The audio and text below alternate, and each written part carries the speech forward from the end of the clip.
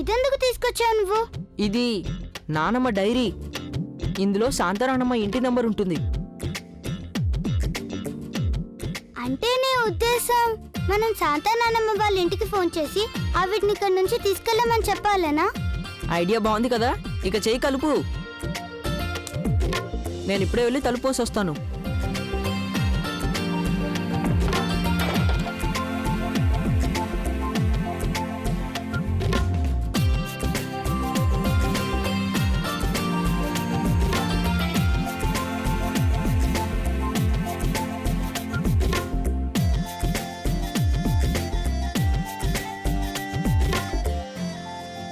Hello hello చిన్నానా, నేను సాగర్ని మాట్లాడుతున్నా.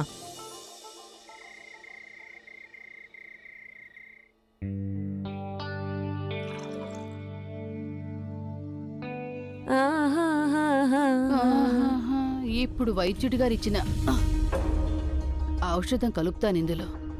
కాంతం, ఇక్కడేం చేస్తున్నావు? కోడల కోసం పాలు సిద్ధం చేస్తున్నాను. అన్నట్టు కుంకుమ పువ్వు కలపడం మర్చిపోయానే. కుంకుమ పువ్వు తెస్తాను.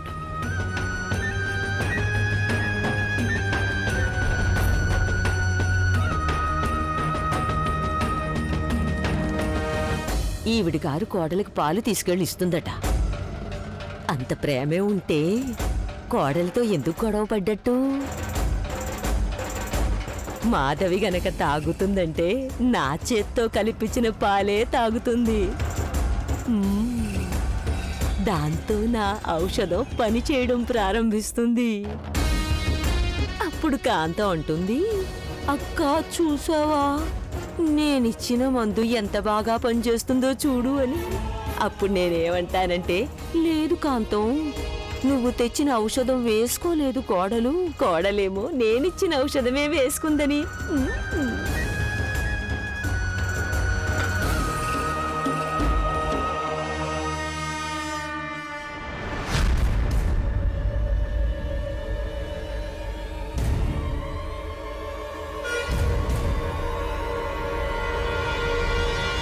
శాంత పెద్ద నాన్నమ్మ, ఏంటి నువ్వు చేస్తున్న పని?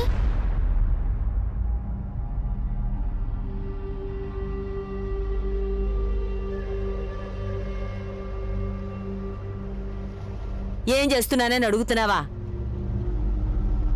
జిలేబీ ప్రసాద్ కోసం పాలు సిద్ధం చేస్తున్నాను. నీకేమనిపించింది? నీకు ఆ సాగర్కి, మీ ఇద్దరికి మాత్రమే అది ముఖ్యమా? శాంత పెద్ద నాన్నమ్మ, ఒక మాట చెప్పనా నేను? తమాషా కన్నప్పుడు కూడా అసలేం బాగుండవు నువ్వు.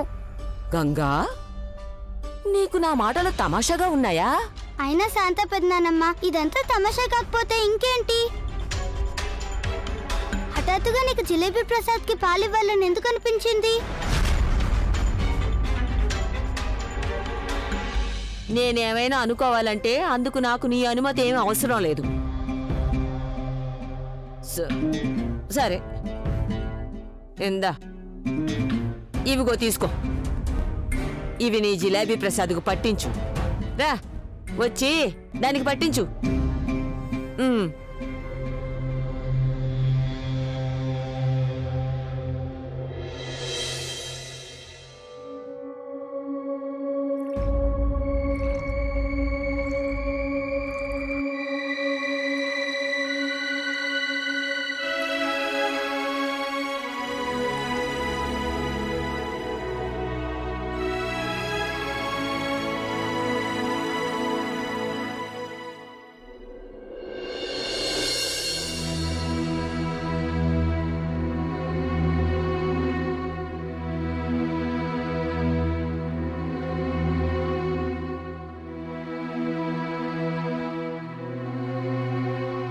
ఇదంతా నాకేం అర్థం కావడం లేదు.